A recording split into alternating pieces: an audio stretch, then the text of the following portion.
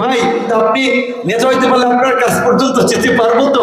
এবং যারা আমাদের জন্য যেটা বলে আমাদের ভাষায় আডু হমান নামবে, তাদের জন্য আমরা কোমর হমান নামবে।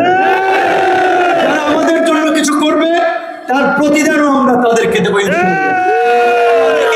আমাদের নেতা কর্মী আজকে 10 মিনিট বলেছে, ভাই লুঙ্গি পরে আপনার প্রোগ্রাম করতে আসি, আমাদের বডি স্প্রে বা সেন্ট কেনার টাকা নাই, গাম থেকে শরীর থেকে গন্ধ আসে, কিন্তু আপনি নেতা হইতে পারলে আপনার কাছ পর্যন্ত যেতে পারবো তো। আমি বলেছি, দেখেন আমি এই আন্দোলন সংগ্রাম এই পর্যন্ত করেছি, আমার পাশে সব সাধারণ মানুষই, কোনো বড় ব্যবসায়ী, কোনো অমুক বাড়ি তমুক বাড়ি বিশাল বাড়ির লোকজন আমার সাথে নাই।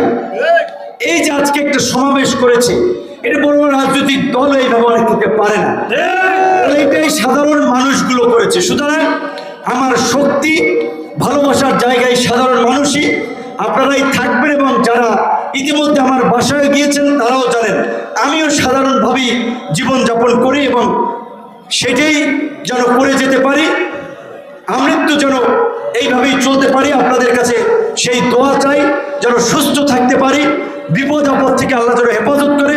আপনারা সেই দোয়া করবেন।